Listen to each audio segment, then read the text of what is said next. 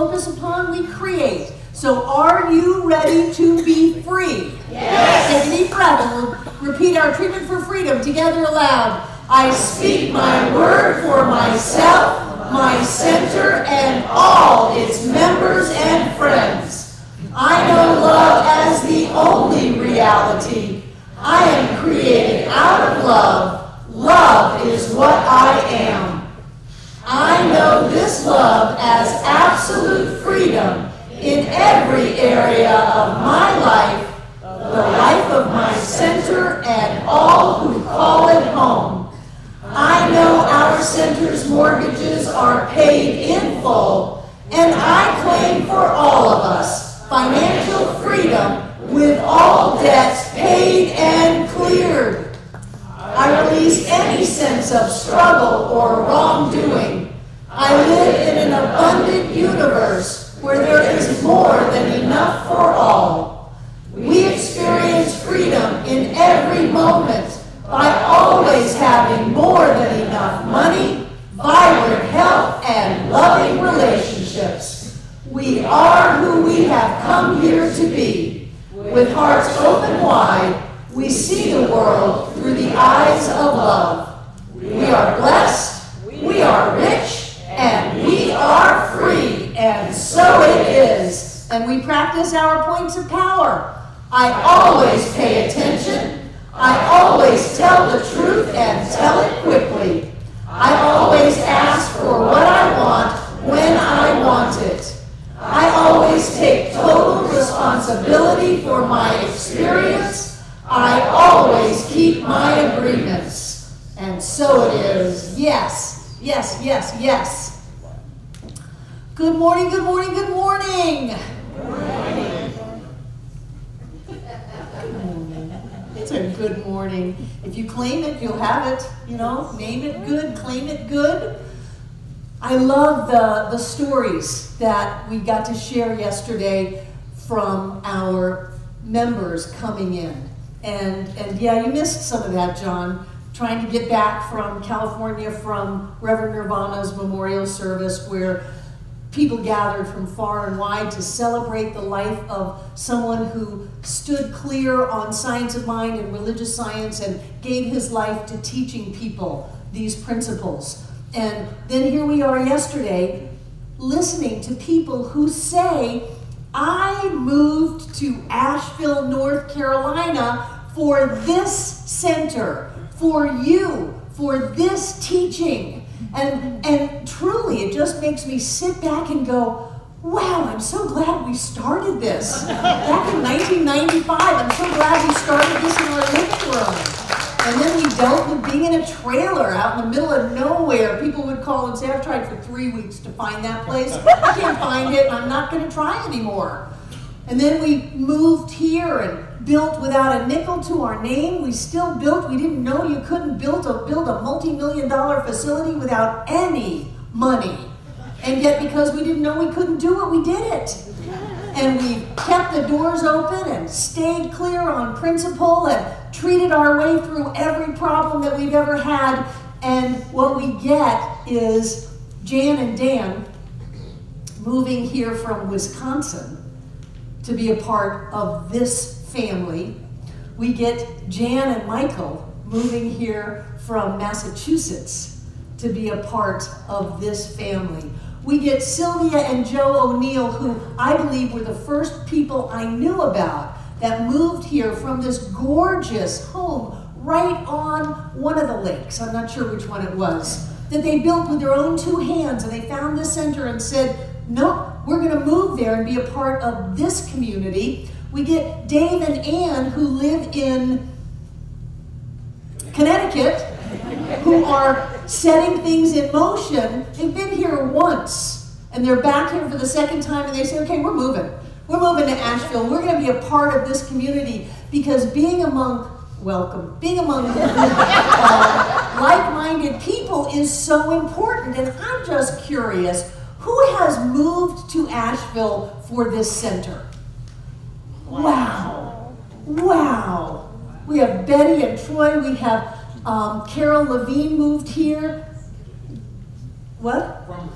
from Virginia. We've got Jackie Sachs from Fort Lauderdale. Roxanne and Robert, didn't you move here from Maui to be a part of this center? From Hawaii. We started coming here before we even moved. Yes, yes. Sue and David moved here to be a part of, what? We didn't know it at the time. You didn't know it at the time. Okay, how many people moved here and didn't know they were moving here for the center at the time? Yeah, that's true for me too. I thought I was just running away from ministry, but see how that worked. And so I'm reflecting on this amazing teaching that we have that says it's always an inside job, that our good is never contingent, as Thomas Troward would say, upon any person, place, or thing.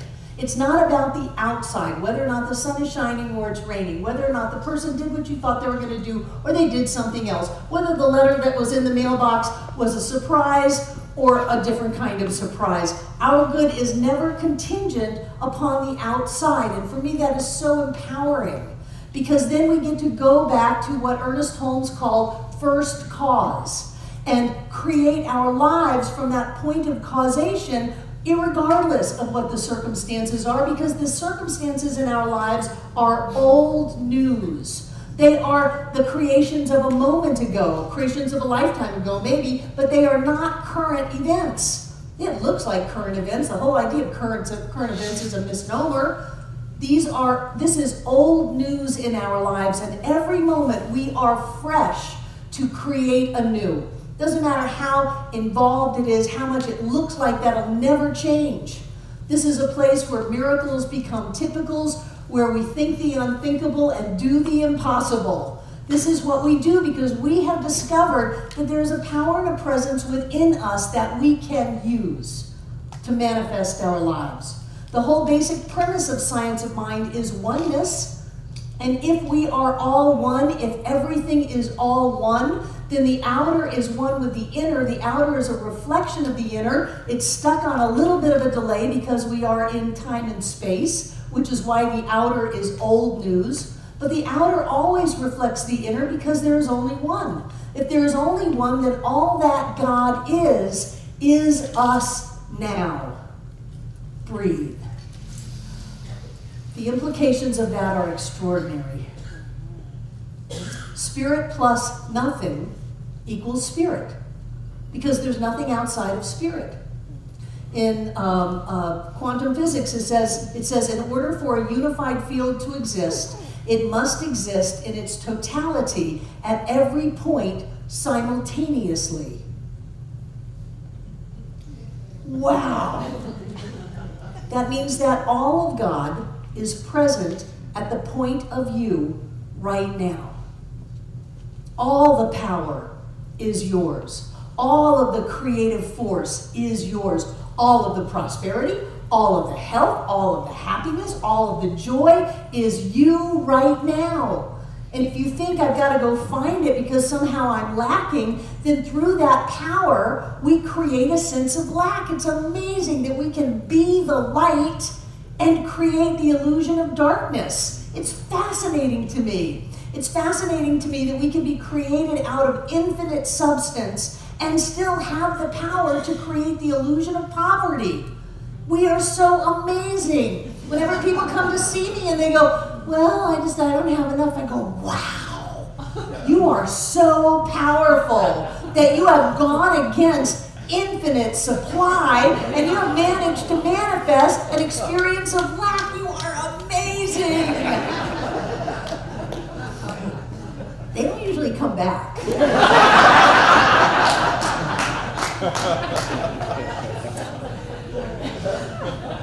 If there's only love, and we can create a feeling of disconnect, of alienation, of sadness, of anger, of upset, look at the power that we wield. But does it change the fact that there's only love, that there's only prosperity, that there's only light? No. We're like the little child who is not developmentally mature yet, who goes, you can't see me. If we close our eyes to the truth, it doesn't make the truth go away. Now, it changes our experience of truth. I'll give you that. But the way to get out of there is to open up your eyes, to wake up. Look around, there's beauty in the world, wake up. What is that Cher scene that goes through my head so often when Moonstruck? Whack, snap out of it. All we have to do is snap out of it. And what we looked at as an insurmountable problem, once we snap out of that mindset that says, it's impossible, we can't do that, then the solution is there. When we look at something that has no answer, and we open up to the idea that there's an answer to every question, every problem, the answer is there because the answer was always there. Because spirit plus nothing equals spirit. It's all spirit. It's all God, and it's our job to see that. It's our job to bring that forth through us into our world, and we do it through our thoughts, through our words, through our deeds. And if we are willing to focus on our thoughts, change our thoughts, speak different words, and take different actions in our life, we will have a different life. You cannot stop it. I don't care what your background was. I don't care what your genetic predisposition is. I don't care who told you what. You cannot stop it. There is a power and a presence within each and every one of us that will lift us over everything. I love what Ernest said. I love the original textbook. And in the original textbook, having created 10 hours of recording of that, which is available for free on our website, in lesson 2, in the introduction, in the first paragraph, he says, mental science, the science of mind and spirit, makes a tremendous claim when it states that it can free the individual from the bondage of illness, poverty, and unhappiness. But it makes that claim without hesitation, without qualification. It does not back down from it, and it never will. Doesn't matter where you're born, doesn't matter what country you live in. David Cameron Gandhi grew up in Kenya under a dictator, living in a hut, and he had a good life. His dad was a doctor. He grew up in the middle of a poor, limiting experience where the electricity would only come on for a couple of hours a day, and he was trying to create an online business where internet was just so sporadic that all the work that he would do was gone in an instant, and it didn't stop him.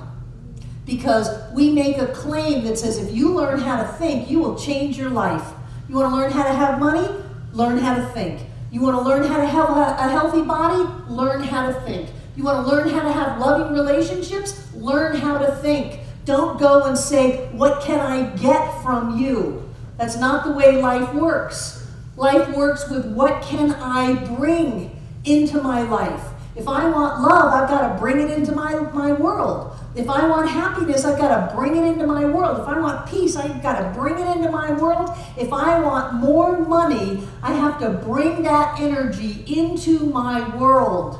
And if you do that, you will have the outside completely change. Completely change. It is my greatest love to be involved in this teaching. This teaching that it seems so simple.